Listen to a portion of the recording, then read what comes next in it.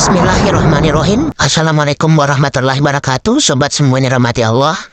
Allahumma shalli ala sayyidina Muhammad wa ala ali sayyidina Muhammad. Sobat semua yang dirahmati Allah, menurut syariat Islam, makhluk pertama yang diciptakan Allah adalah pena. Al-qalam. Pena ditugaskan untuk menulis takdir segala sesuatu hingga hari kiamat mendatang. Sebelum Nabi Adam dijadikan terlebih dahulu, Allah SWT menjadikan makhluk bangsa jin dari api yang sangat panas. Di dalam firman-Nya Allah menerangkan, kami telah menjadikan jin sebelum manusia dari api yang sangat panas. Al-Hijr ayat 27. Saudaraku yang dirahmati Allah, bumi tempat kita berpijak usianya sudah miliaran tahun sebelum akhirnya ditinggali manusia pertama yakni Adam alaihissalam. Bumi menurut ahli tafsir sudah ditinggali oleh beberapa makhluk berkenaan dengan penciptaan Nabi Adam. Mayoritas ulama Islam percaya bahwa Adam dan Hawa telah dicipta dengan lengkap di surga. Mereka kemudiannya diantar ke bumi usai memakan buah yang terlarang. Keturunan mereka mengisi operasi bumi dan memulai sejarah manusia. Menurut ahli tafsir, pada saat bumi berumur 8.000 tahun keadaannya masih kosong. Di sini terdapat banyak biji sawi putih. Kemudian Allah menciptakan seekor unggas yang bernama Tabirun Nazar. Allah berfirman kepadanya, hai unggas Tabirun Nazar, makanlah olehmu biji sawi itu. Apabila habis biji sawi itu, engkau akan kumatikan. Sang unggas pun makan biji-bijian itu, namun cara memakannya diatur pertama, sehari 1 biji yang dimakan. Setelah semakin berkurang, maka kini dimakannya hanya 1 biji sebulan. Biji sawi itu semakin berkurang saja. Oleh karena itu, begitu takutnya terhadap kematian, maka sang unggas hanya memakan 1 biji dalam setahun, namun akhirnya habislah biji-biji sawi itu. Setelah kematian tersebut, Allah menciptakan makhluk lain sebagai penghuni bumi, yaitu 70 orang laki-laki, namun tidak semuanya langsung diciptakan, melainkan satu persatu Allah menciptakannya. Apabila seorang meninggal, maka langsung diciptakan yang lain. Masing-masing dari mereka berumur 70.000 tahun. Konon setahun pada masa itu sama dengan 1.000 tahun pada masa sekarang.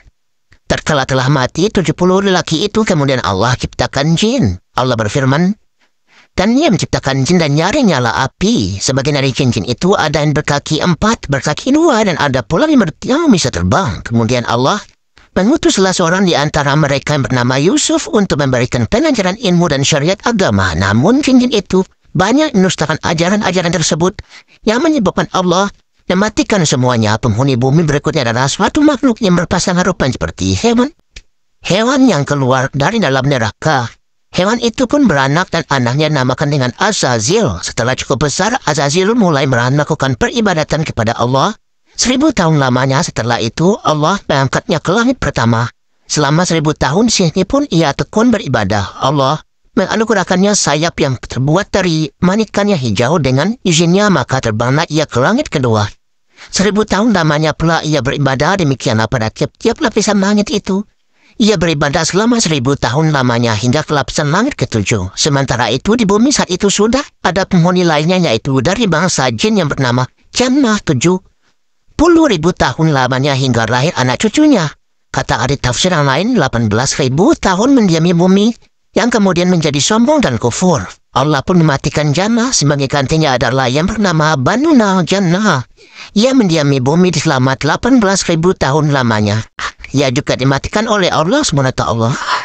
Sementara itu di atas langit sana, Azazil bersama para malaikat masih khusyuk beribadah. Azazil menjadi penghulu para malaikat selama 7.000 tahun lamanya dalam beribadah. Hingga pada suatu waktu Azazil mengajukan suatu permohonan kepada Allah. Ia berkata, ya Tuhanku, 7.000 tahun hambamu ini berbuat kebaikan padamu dalam 7 lapis langit ini. Jikalau dianugerahkan olehmu, hambamu mohon tidak hendak turun ke bawah, ke langit ke-6 berbuat kebaikan kepadamu. Pergilah engkau, tegas Allah.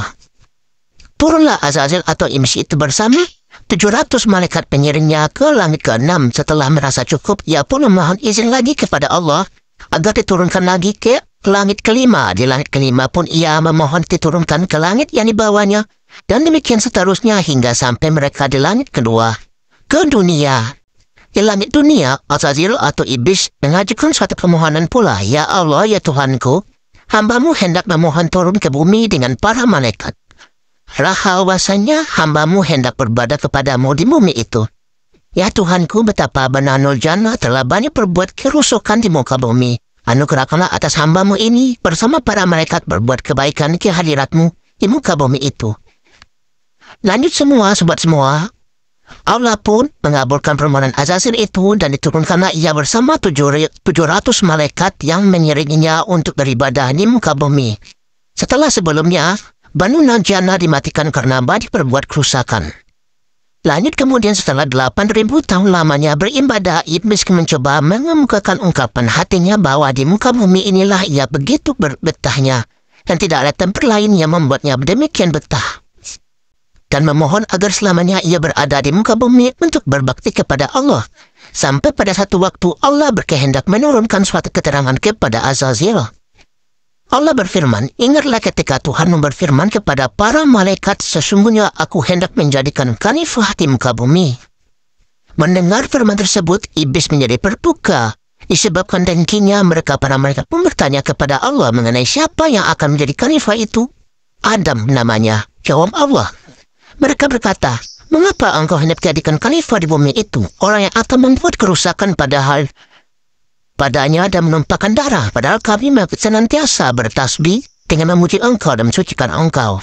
Allah berfirman, sesungguhnya aku mengetahui apa yang engkau tidak ketahui. Demikianlah sobat semua dirahmati Allah, kisah makhluk yang menghuni bumi sebelum Adam alaihissalam menurut Al-Quran. Semoga bermanfaat, dan jangan lupa di-share, dan sampai jumpa di video berikutnya. Akhir kata, wabillahi taufiq wal hidayah. Assalamualaikum warahmatullahi wabarakatuh.